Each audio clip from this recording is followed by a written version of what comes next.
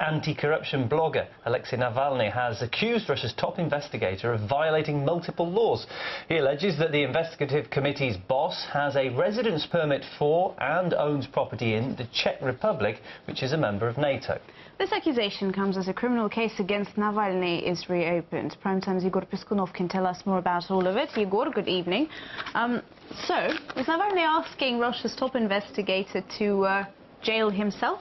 Well, exactly. This is blogger and opposition leader Aleksey Navalny against the system, new round. This time it's against the chief investigator, or specifically Aleksandr Bastrykin, who is the head of the Investigative Committee. And as you've said absolutely correctly, Navalny has actually requested him to start a criminal investigation on himself, so basically to put himself and his wife in jail. Let me just tell you a little bit more about it. Navalny put these documents on his blog here on the internet, which claim that Bastrykin had property in the Czech Republic, had a business in the Czech Republic, and also had a residential permit there as well, which is, according to Navalny, against the law, specifically the law on the Investigative Committee, since, well, members of the Investigative Committee do have some limitations, especially the top officials like Aleksandr Bastrykin, who has access to top secret information and so on. Plus,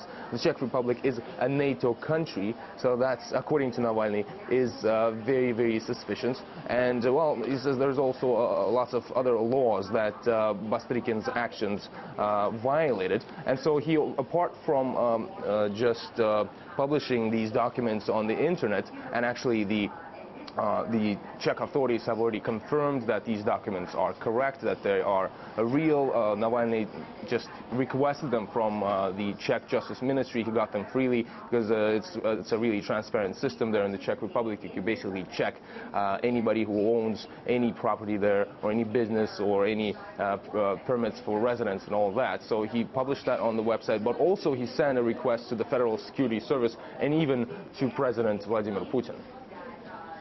And Igor, has there been any response to these allegations?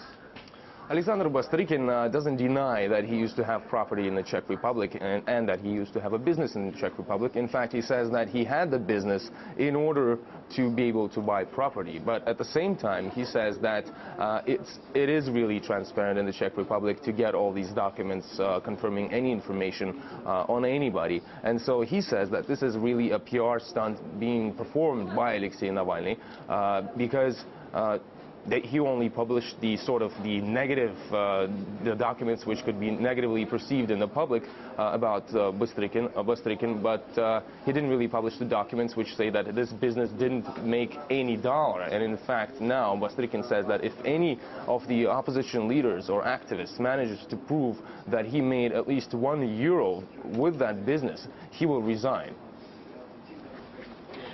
Navalny himself, though, is currently under scrutiny from the authorities. Can you just remind us what all of that is about?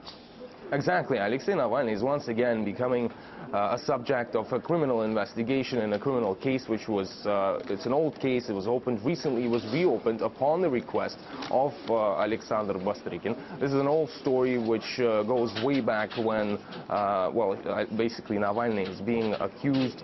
Officially, he hasn't yet been charged, but he is investigated and suspected of deliberately bankrupting this company, a state company, in order to, well, I guess, make some extra profit, and it was a criminal scheme. So he is again becoming a subject of the investigation. It is expected that he will come to the Investigative Committee, so kind of to Aleksandr Bastrykin's office, to get the official charge on Monday. There's even speculation in the media that he may be arrested on Monday, and if he's found guilty, after he's charged, of course, and after the whole court proceedings are completed, if he's found guilty, then he actually may go to jail. But also, Navalny may fall under another law, which has been returned to the criminal code, the slander law. And since if it's proven that, well, some of the claims that Navalny is making against Bastrykin are false, then this will be slander. And there's a really, well, impressive fine for that. If it's concerned top officials, including investigators or prosecutors or judges or so on, it could be around 2 million rubles, which is what it's around it's well over 80 or 75,000 US dollars. So we'll see how it goes, of course, but this is really another round of Aleksey Navalny against the authorities, since he's always making up these new projects targeting this or that official. Okay, we'll look forward to the next instalment. Thanks for the latest details, Igor Piskunov.